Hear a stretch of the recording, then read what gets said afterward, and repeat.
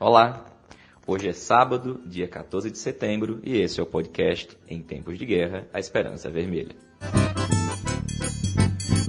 Não temos ainda nenhum resultado definitivo em relação ao PED, mas na próxima quarta-feira, dia 18, a Câmara de Recursos vai se reunir. E aí sim, a gente vai ter algum indicativo de qual será, de fato, o resultado do processo de eleições diretas do Partido dos Trabalhadores. No entanto, como a Terra continua redonda e, portanto, girando, a gente segue comentando alguns dos fatos e acontecimentos que marcaram essa semana. Sobre eles, nós conversamos com o companheiro Walter Pomar, nosso pré-candidato a presidente nacional do PT pela chapa Em Tempos de Guerra, a Esperança Vermelha.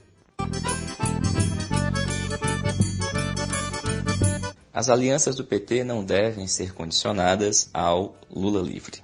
E o certo seria nós termos apoiado Ciro Gomes lá atrás.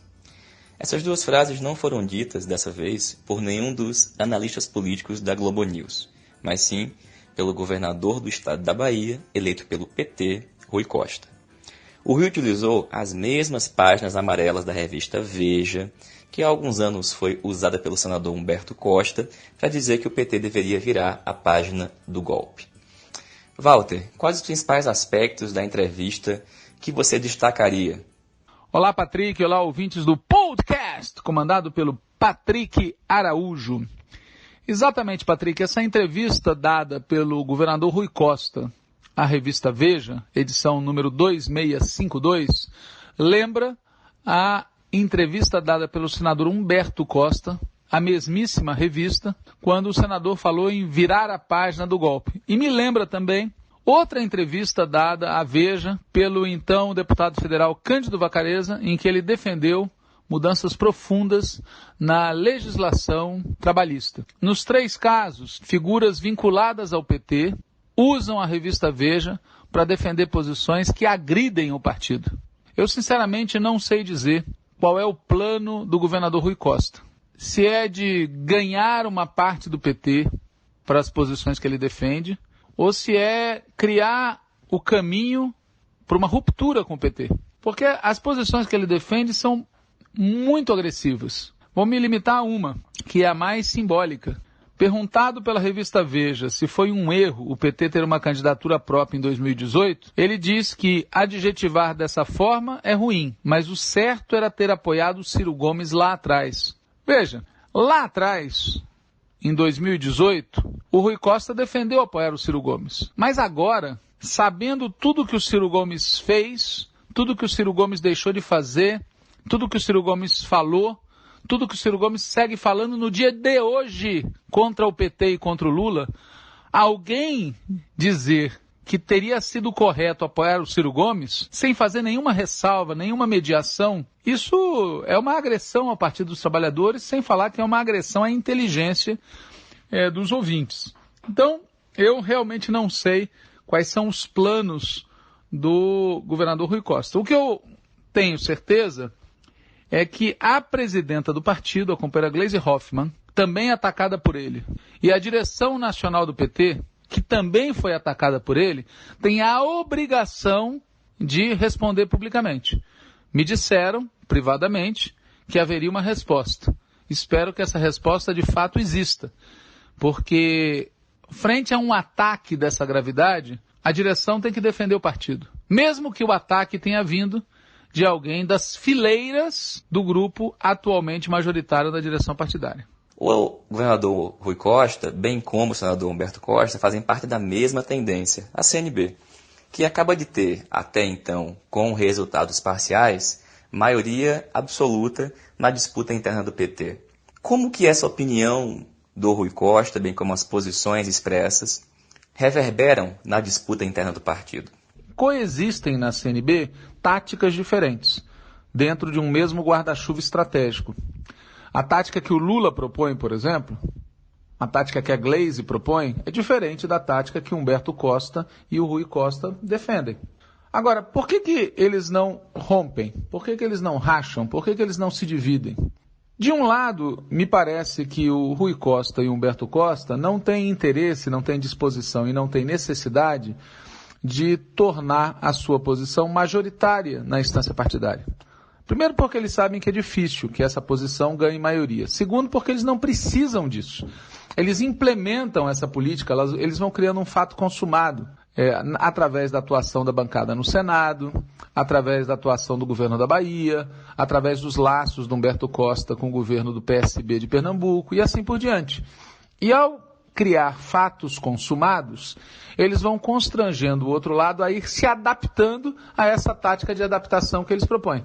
Por outra parte, aqueles que defendem uma tática mais combativa, na minha opinião, temem que um enfrentamento os prejudique no controle do Congresso do partido e no controle da direção do partido. Então eles tendem a conciliar, uns e outros vão conciliando, e nessa conciliação a posição real do PT vai ficando cada vez menos clara, cada vez mais confusa, cada vez mais um bric-brac, e o resultado é péssimo para o partido. Agora, na origem desse problema está a indisposição de enfrentar o debate estratégico. Porque, vamos falar português, a posição defendida pelo Rui Costa e pelo Humberto Costa é absolutamente consequente com a visão estratégica que eles têm. O problema é que, como as circunstâncias mudaram muito, a estratégia de conciliação hoje, ela não permite nem mesmo avançar lentamente.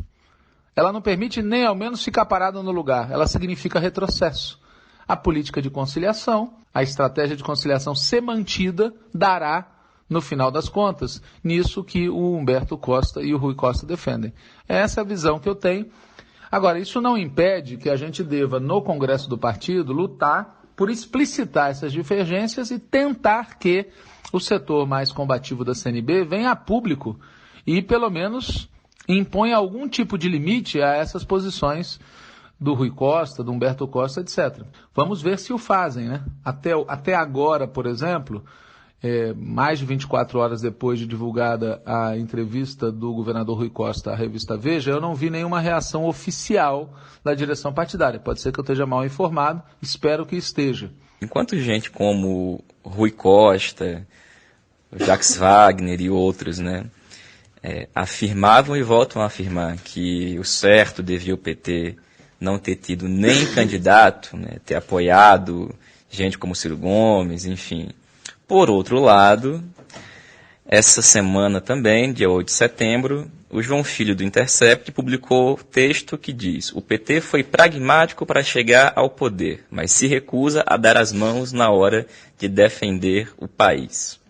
O texto do João Filho fala que o PT se recusa a participar de propostas como o Direito Já, Fórum pela Democracia, que reuniu aí um monte de gente, né? Da direita, passando por Kassab, FHC, Alckmin, Anastasia, mas também Flávio Dino, Ciro Gomes, Márcio França, etc. e etc.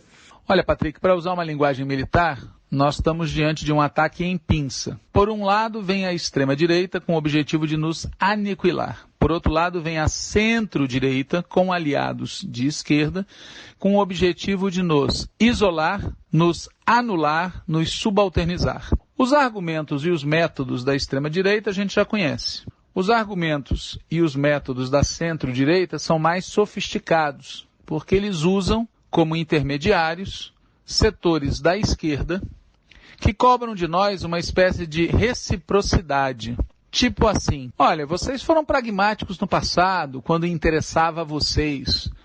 Por que vocês não são pragmáticos agora, que interessa ao país? E tem setores do PT que caem nessa esparrela. Um exemplo disso é o já citado aqui nessa entrevista, Rui Costa. O Rui Costa, numa das respostas que ele deu à revista Veja, ele disse que não deve ser condição para o diálogo, para formar uma frente, a questão da liberdade do Lula. Veja, condição para diálogo realmente é meio desnecessário. Você pode dialogar com todo mundo acerca de quase tudo. A questão é, quais são as condições para formar uma frente em defesa da democracia e dos direitos? Nós achamos que não faz sentido nenhum fazer uma frente em defesa da democracia abrindo mão de defender a libertação do companheiro Lula. Porque a libertação do companheiro Lula não é um detalhe, é uma questão essencial. é a confirmação de que existe um preso político no país. Alguém que seria o presidente da República se estivesse livre. Como é que nós vamos fechar os olhos para isso?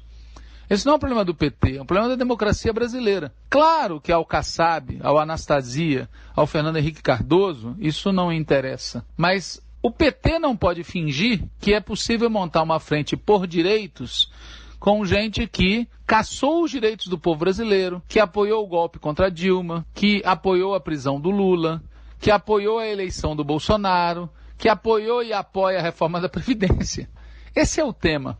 Então, essa operação chamada Direitos Já é, na verdade, uma operação fraudulenta do ponto de vista intelectual e político. E faz muito bem o PT não se deixar engrupir por essa operação. Esse artigo publicado no Intercept teve uma resposta dada ao texto do João Filho, publicada pelo Luiz Felipe Miguel, que diz o seguinte: deve a esquerda participar da nova frente ampla contra o bolsonarismo, lançada faz uma semana na PUC paulistana? Em artigo no Intercept, João Filho responde com um sonoro sim, e critica PT e secundariamente o PSOL pela ausência no ato. O título, aliás, é explícito: o PT se recusa a dar as mãos na hora de defender o país. E o Luiz Felipe Miguel conclui dizendo que Bolsonaro tem que ser retirado da presidência, sem dúvida, mas não basta. E na tarefa mais ampla de retomada do caminho da democracia e da justiça, muitos dos amiguinhos da Frente Ampla estão do outro lado da trincheira. Formalizar a união com eles, da forma como o articulista do Intercept exalta, significa uma rendição precipitada ao estreitamento do universo de possibilidades políticas que o golpe de 2016 promoveu. A síntese é: esse caminho, como diria o velho caminhoneiro Pedro, é cilada Bino. Olha, na minha opinião, Luiz Felipe Miguel está correto. Constituir uma frente com quem apoiou o impeachment, com quem apoiou a condenação e prisão do Lula, com quem lavou as mãos ou inclusive apoiou a eleição de Bolsonaro, com quem defende a reforma da Previdência, montar uma frente com este tipo de composição significa, na prática, que o nosso programa máximo é tirar a pessoa do Bolsonaro, mantendo o bolsonarismo a governar o país. É submeter o PT a uma espécie de nova transição conservadora. O PT nos anos 80 foi contra isso. E foi graças ao PT ter sido contra isso que a Constituição de 88 é mais progressista do que teria sido se não existisse o PT e as forças sociais que o PT liderava. Foi graças a isso que se construiu uma força alternativa ao neoliberalismo no país. Foi graças a isso que o PT chegou à presidência da República em 2002. Se você não constitui um polo alternativo ao bolsonarismo, se você foca apenas em derrotar a figura do Bolsonaro, você está limitando as nossas alternativas de futuro. Mas tem uma outra questão que precisa ser dita. O governo Bolsonaro, ele parece frágil, mas ele não é necessariamente frágil. E para derrotar o governo Bolsonaro, o caminho é a mobilização do povo, não a aliança com forças parlamentares e institucionais de centro-direita. E não tem como mobilizar o povo se você não demarcar claramente a natureza perversa do programa do Bolsonaro. E o preço que o PT pagaria por fazer uma aliança com setores do bolsonarismo é deixar de defender com clareza, deixar de demarcar com clareza com o programa do Bolsonaro. Exemplo, a questão da reforma da Previdência, em que setores adeptos desse movimento pelo direito já, na verdade, defendem a reforma da Previdência, consideram ela necessária, acham que com pequenos ajustes ela deve ser estendida aos estados e municípios.